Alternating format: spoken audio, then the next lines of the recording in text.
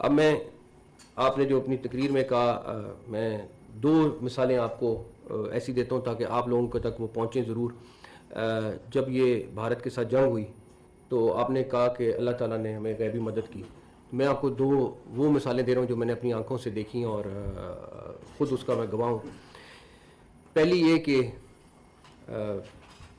ہم نے missile fire کیے جب ان کی طرف تو ان میں ایک میزائل میں کہیں پہ کوئی نمبر میں فائر کرتے ہوئے کچھ فرق آ گیا. اب بڑے پریشان ہوئے سارے. جب میزائل فائر ہو گیا چند منٹ کا ٹائم ہوتا ہے بیچ میں, تو ہوا یہ کہ ہمیں یہ فکر تھا کیونکہ ہم نہیں چاہتے تھے کہ انڈیا کی کسی بھی سول آبادی کو اٹیک کریں یا ان کا کوئی ایک سویلین بھی اس میں مارا جائے, بیکاز ہم یہ تھے کہ ہمارا سٹانس ہے ہی نہیں, انہوں نے کیا مگر ہم یہ کام نہیں کریں گے. اب بڑی پریشانی لگی کہ یہ تو جا کے آبادی میں گر جائے گا. اللہ کی طرف سے کیا مدد آئی.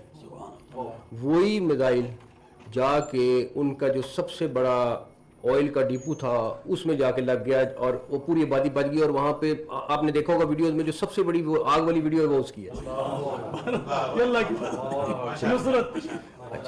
تو یہ ایک قصہ ہے. دوسرا قصہ یہ ہے کہ بھارت نے ایک بیس کے اوپر تقریباً 11 کے قریب میزائل فائر کیے. اب اس بیس پہ ہمارے جہاز بھی تھے, باقی لوگ بھی تھے, سارے تھے. 9 تھے یا 11 اس طرح کا نمبر تھا. اب ہم بڑے پریشان کہ یہ گریں گے تو بہت نقصان ہو جائے گا.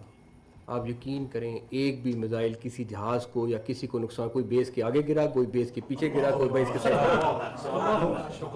یہ وہ دو مثالیں ہیں جو غیبی مدد کو بالکل ثابت کرتی ہیں کہ, اور ہم جب وہ آ رہے تھے اور ہمیں پتہ تھا کہ یہ اس بیس کے اوپر جا رہے ہیں تو ہمیں یہ تھا کہ یہ اب بہت نقصان ہونے والا ہے.